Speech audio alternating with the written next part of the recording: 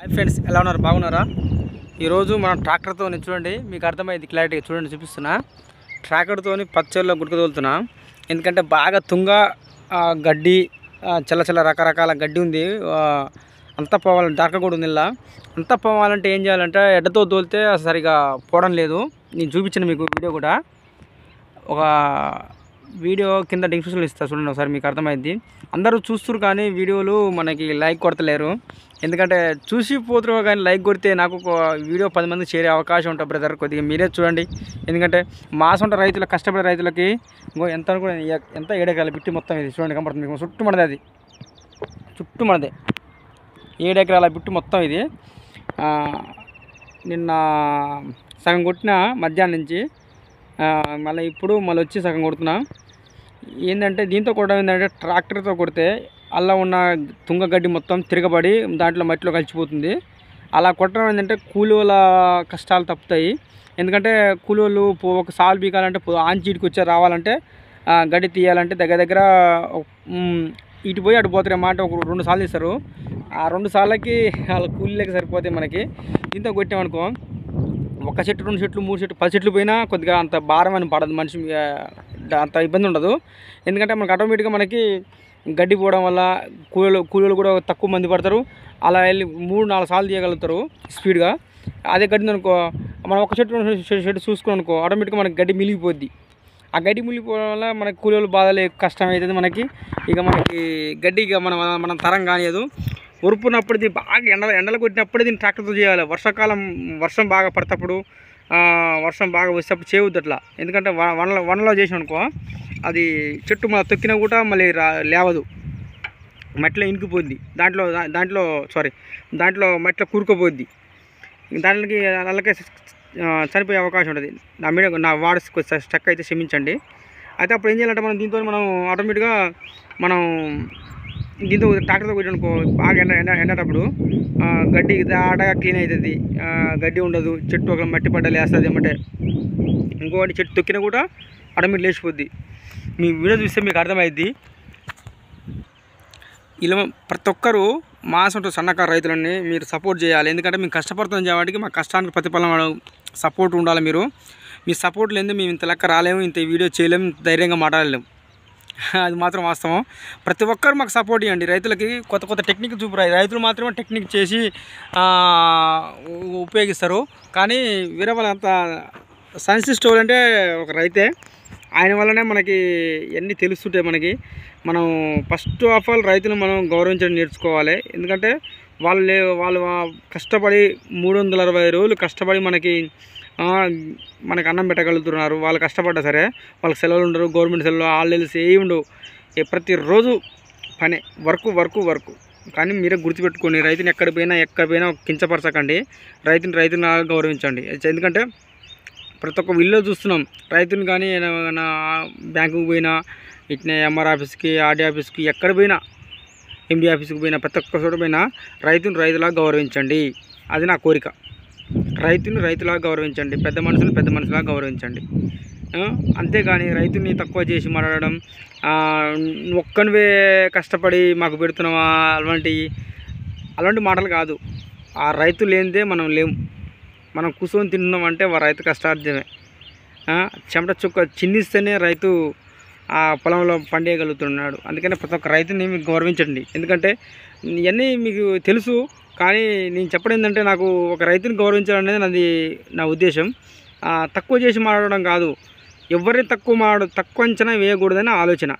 ప్రతి ఒక్కరిని ఒకటే చెప్తున్నా, నా ఆలోచన ప్రకారం ఎవరిని తక్కువ అంచనా వేయద్దు, ఎవరిని తక్కువ చేసి మాడద్దు, ఎవరిని చులకనగా మాడద్దు అని నా ఆలోచన.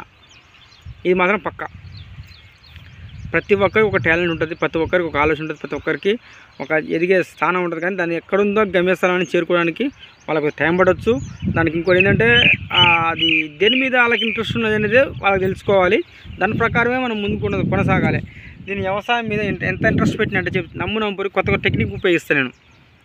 తొందరగా అయిపోయేటట్టు, తొందరగా పచ్చేళ్ళ పని ఎడ్డతో కానీ, దేనితో కానీ, ట్రాక్టర్తో కానీ తొందరగా అయిపోవాలి మనకు వర్క్ అయిపోయి. అలాంటి టెక్నిక్ ఉపయోగిస్తాను నేను. నా టెక్నిక్ తగ్గట్టు మా ఫ్యామిలీ కానీ ఇంట్లో వాళ్ళని సపోర్ట్ చేస్తారు. అట్లా సపోర్ట్ చేయడం ఏంటంటే నాకు నమ్మపోరు మీరు, కానీ ఇంట్లో ఫ్యామిలీ సపోర్ట్ ఉంటేనే మనం ఎంత వరకు అయినా చేయగలిగిన శక్తి, ధైర్యం, బలం మనకు వస్తుంది. మీ ఇంట్లో కూడా సపోర్ట్ ఇస్తారు, కానీ మనం చేసే పని కరెక్ట్గా ఉండాలి. 10 మందికి మంచి అని తెలవాలి. అది మనం ఏమంటారు కదా, విలేజ్లలో ఒకరు కష్టపడుతుంటే తట్టుకోలేరు, ఒకడు మనం ఎదుగుతుంటే తట్టుకోలేరు, ఒకడు కష్టపడి 3 పూటలు అన్నం తింటే తట్టుకోలేరు. అవునా కదా? మనం చూస్తూనే ఉంటున్నాం ప్రతి ఒక్కరిని. అలా కాదని అనుకుంటున్నా. మీరు ప్రతి ఒక్కరికి మంచిగా సపోర్ట్ చేయండి. వాళ్ళకి దేని మీద ప్రేరణ చెప్తున్నా, తల్లిదండ్రులకి ఖచ్చితంగా ప్రేరణ చెప్తున్నా. ఏంటంటే ఏ కొడుకైనా బిడ్డకైనా ఎవరికైనా సరే మీకు వాళ్ళకి దేని మీద ఇంట్రెస్ట్ ఉన్నదో అనేది వాళ్ళకి అడగండి, తెలుసుకొని దాని తగ్గట్టు మీరు చేయండి. కొంతమందికి ఏరోప్లేన్ తోల ఉంటుంది, కొంతమందికి ట్రైన్ తోల, రైలు తోల ఉంటుంది, కొంతమందికి డ్రైవింగ్ ఫీల్డ్ ఉంటుంది, కొంతమందికి వ్యవసాయం ఉంటుంది, కొంతమందికి కరెంట్ ఉంటుంది, కొంతమందికి ఎక్సెట్రా సుతార్పణ ఉంటుంది. సరే, దేని మీద ఇంట్రెస్ట్ ఉంటుంది అది చేస్తేనే మనం ఉండగలుగుతాం. గుర్తుపెట్టుకోండి, వాళ్ళకు కూడా ఒక లైఫ్ ఇచ్చిన వాళ్ళు అవుతారు మీరు కూడా. ఇలాగనే మా రైతులను సపోర్ట్ చేయమని మనస్ఫూర్తి కోరుకుంటున్నా. ఎన్ని కష్టాలు వచ్చినా, నష్టాలు వచ్చినా, ఇబ్బందులు వచ్చినా, ఇరుకులు వచ్చినా, శోధనలు వచ్చినా, ఏ వచ్చినా ఐ డోంట్ వరీ, చేస్తూనే ఉంటాం. వ్యవసాయం అనేది తక్కువ చేయకుండా మాడండి. వ్యవసాయం ఖచ్చితంగా చేస్తూనే ఉంటాం. వ్యవసాయంలో మాత్రం తిరుగులేదు. లాభం కోసం కాదు, నష్టం కోసం కాదు, అది బ్రతకాలనే తపనతోనే చేస్తాం. ఎవరైనా సరే ఒక మాట చెప్తున్నా, మనం అనుకుందాం, ఏ పని అయినా సరే ₹1 ఆలోచన మీద వస్తేనే చేస్తారు. ఎవరైనా సరే, ఎంత పెద్ద వాళ్ళైనా సరే, దాని మీదనే బిజినెస్ మ్యాన్ అయినా సరే, ప్రతి ఒక్క లక్షాధికారైనా కోట్లాధికారైనా సరే ₹1 లాభంతోనే చూసుకుని చేస్తాడు. కానీ రైతుకు మాత్రం ఎక్కడ లాభం అనేది రాదు, నష్టమే వస్తుంది. ఇప్పుడు గడ్డి కూలీల కంటే ఇప్పుడు దగ్గర ₹350 పెంచాలంట. ఇటువరకు ₹300 ఉంది, మళ్ళీ ₹50 పెంచాలని అనుకుంటున్నారు. చూద్దాం ఎంతవరకు వస్తుందో. పెరుగుద్దో పెరగదో అనేది నా ఆలోచన. వాళ్ళు ఏమంటారు, మేము పొద్దుకులు వస్తున్నాం, ₹350 ఇస్తారు, ₹50గా మేము అడిగి అంటారు. ఆటో కిరాయి అన్నీ కలుపుకుంటే ఎంత అయింది చెప్పండి మీరే. 10 మంది వస్తే 10,50, 500, అంటే ఆటో కిరాయి వాళ్ళు కలిపి ₹400 వస్తుంది 10 మంది వస్తే. 15 మంది వచ్చినా మా అంటే ₹40 పడుతుంది. అట్టైనా నా ₹390, ₹380 పడుతుంది. ఇక చెప్తే వాళ్ళు ఏమంటారు, ఎందుకంటే మేము పొద్దున్న కష్టం చేస్తామా, చేయించుకుంటలేరా ఇది అని అంటారు. సరే చూద్దాం, ఎవరి కష్టం వాళ్ళకనే ఉంటుంది, ఎవరి పని వాళ్ళకనే ఉంటుంది, ఎవరు చేస్తూనే ఉంటారు. కానీ చూద్దాం ఎంతమంది ఇస్తారో, ఎంతమంది దీనికి సహకరిస్తారో చూద్దాం. కానీ ఇవాళ వాసానికి అయితే, ఎందుకంటే మన అందరం కష్టం బతుకోవడమే. కానీ ఎవరు ఇచ్చినా ఎవరు వేయకున్నా రైతు మాత్రం సాధ్యం, రైతు ఇవ్వాల్సిందే. రైతు వెనక ఫస్ట్ లోకంతో పాటు వాళ్ళు ₹1 ఇస్తే ₹1 ఇస్తాడు, ₹10 ఇస్తాడు, ₹10 ఇస్తాడు, ₹100 ఇస్తే ₹100 ఇస్తాడు. అన్నీ రైతు కాడనే ఉంటుంది. అది వేరే వాళ్ళ కాడ మాత్రం వాళ్ళ వెంట ఉండదు. అవునా కదా?